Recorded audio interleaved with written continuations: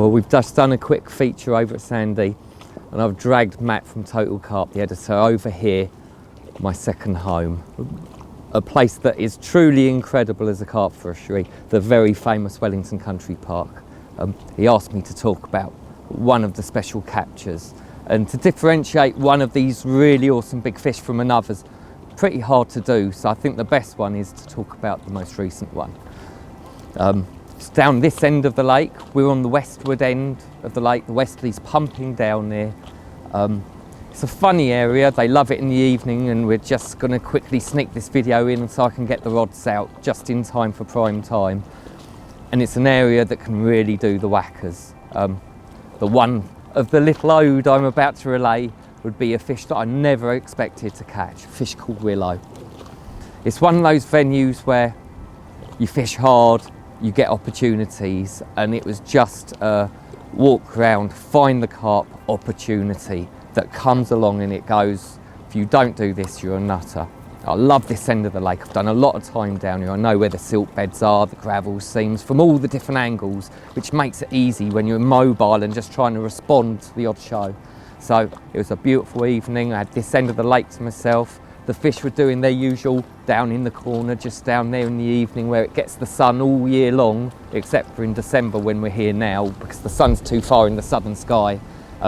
But they're habitual, so they'll follow their little routines if the conditions are right. And I just picked it right, seen a couple of signs down in this corner, knew that they travel off down that bank in the evening, saw a sign up on a silt bed, and just went about the standard Welly approach of trying to nick a bite. I know really there I had till midnight, so I had to get the rods in, smallest leads possible, a little stringer, a Carp Company pink pop up on the good old Ronnie, and just wade out to the edge of the plateau that runs off the far side and flick them out, minimum disturbance. If you do too much lead in, they're gone and they ain't coming back.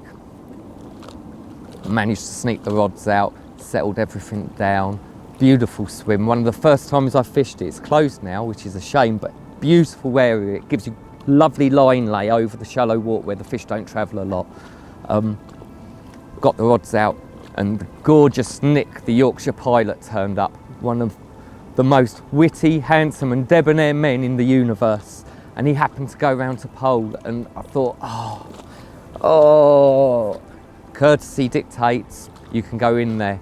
And I asked him not to fish left, and being the fine gentleman that he was, he didn't put his left-hand rod too far left. Gave me a bit of space, because the silt gully I was fishing to, about 50 yards off the bank, it's not far from the left-hand side of pole position. He just got one rod out and had a typical big fish welly bite, you know, slack lines, fluorocarbons, little bug bobbins. They've just pulled up tight. It's just click, click, click, click, click, slowly sped up to a beautiful steady take. And it's one of those big fish moments. You pick the rod up and it just carries on going and going, not getting faster, not going slower, just mind-blowing, slow, relentless power.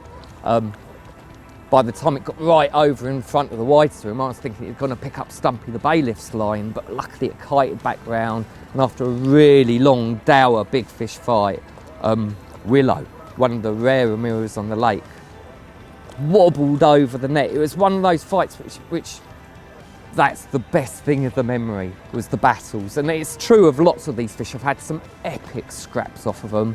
Small tail, which was just brutal in the little lake. Drop scale that was trying to go into the pads and got me there on a 50-yard run.